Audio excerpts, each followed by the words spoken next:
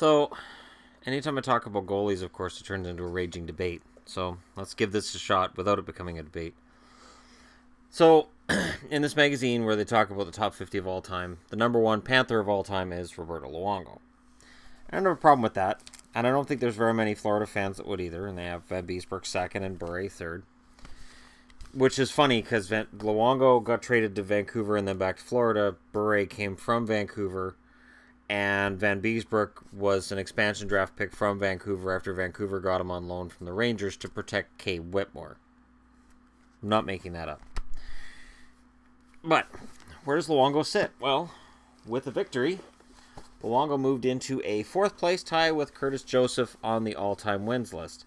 Now, wins, of course, are where we start getting into arguments. And I agree.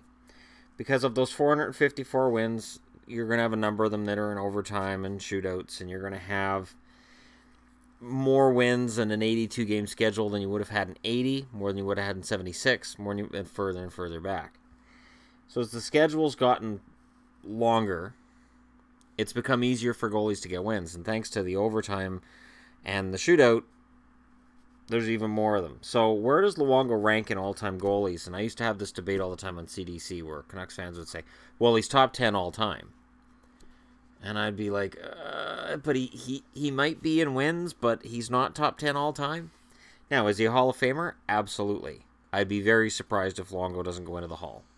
And I think it would be great if Luongo and the Sedins went in the Hall together, just because the rest of Canada would love that. Luongo's number one on wins right now among active goalies. He gets to tie Curtis Joseph, but he played more games to get there. Coming into this season, he played 966. Cujo played 943 in his career. Now, he's behind Belfour, but he's already played more games than Belfour. But that's the other problem. So how do you rate Luongo's win totals and say, oh, well, you can detract some, but didn't he get less because he played in Vancouver and Florida?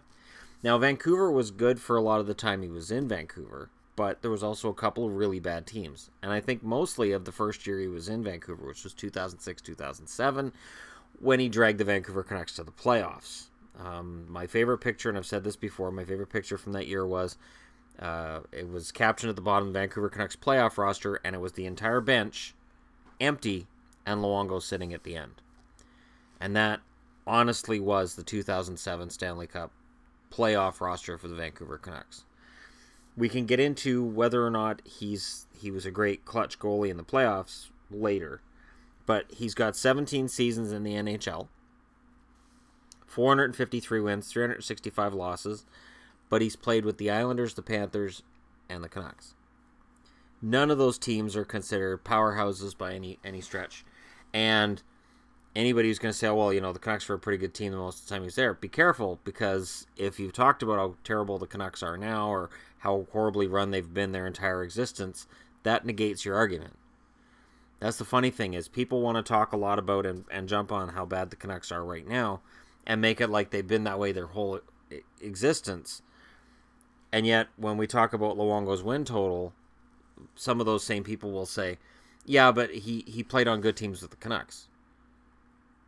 Well, then how did that work? Because if they've always been managed poorly and everything's always gone badly for the Canucks, logically, none of the teams that Luongo played on were very good. He's ahead of Henrik Lundqvist coming into this season by about 50 wins. Lundqvist has played 742 games. Now, again, has Lundqvist played on better teams with the Rangers than Luongo has in his career through the Islanders, Florida, and Vancouver? Yeah, I would argue that he has. He's played for a better run organization than Luongo has. Marc-Andre Fleury's next on the list with 375, and then Miller with 358. Lehtinen, 295. I just can't say Lehtinen.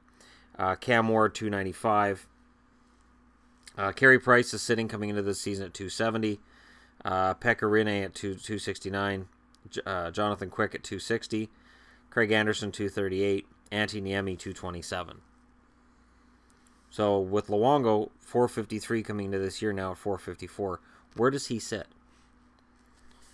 So you got Brodeur, Roy, and Belfour, and Joseph coming into this year as the top four. I love Cujo. He's not a top four goalie of all time. Below that, you got Terry Sawchuk. Then Jacques Plante, Tony Esposito, Glenn Hall. Lundqvist comes in at 10th.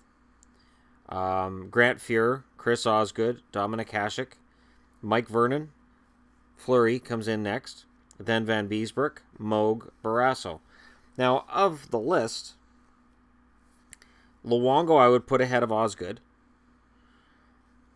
I'd put him probably, yeah, I'd put him ahead of Vernon just for his body of work now. I'd put him ahead of, and then it gets tough. Because Barrasso, yeah, I'd put him ahead of Barrasso. I'd put him ahead of, probably put him ahead of Moog. I loved Andy Moog, but I would probably put Luongo ahead of him. But then you look further down, you got Gump Worsley down here, who's widely regarded as one of the best goalies of all time. And then there's this Ken Dryden guy that may not show on this list, but intimidating is a word to describe Ken Dryden's record. So, where does he stand? I'm stuck with that same question as he packs on the wins. And realistically, he's 30 wins away from Belfour. I don't think he gets there. I'm going to be honest, I don't think he gets there. And it's not because I don't think he's good enough. I think it's that Florida's going to play he and Reimer probably 40-40 in terms of their games played. And I think Luongo at the end of this year is probably at about 470. I think 17 wins this year is probably about as good as he can get. And then it's a matter of how many more years he plays. But what is his legacy? Where does he stand? Is he a top 10 goalie of all time? Or has he just been a very good goaltender for a long enough time that he's got up this chart and got into the top 4? That's the question I ask, and I don't think there's an easy answer to this. Because Thomas Vokoun is 31st, and I don't think anybody would argue Thomas Vokoun, based on wins, is 31st overall. Do you go by games played? Do you go by seasons? Beezer played 20 years. Gump Worsley, 21.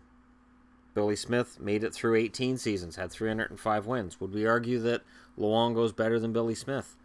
And then you're getting into the entire argument of, well, you can't compare generations, can you? It's tricky. And I'm not sure what the answer is. I still don't know that Luongo is a top 10 goaltender of all time. Top 20? Absolutely. I think it'd be hard to argue him out of the top 20. But again, somebody will come in and probably make some very realistic arguments why he's not necessarily top 20. It's the beauty of arguing over a standing between players who've played over the last 100 years. So let me know your thoughts on the matter.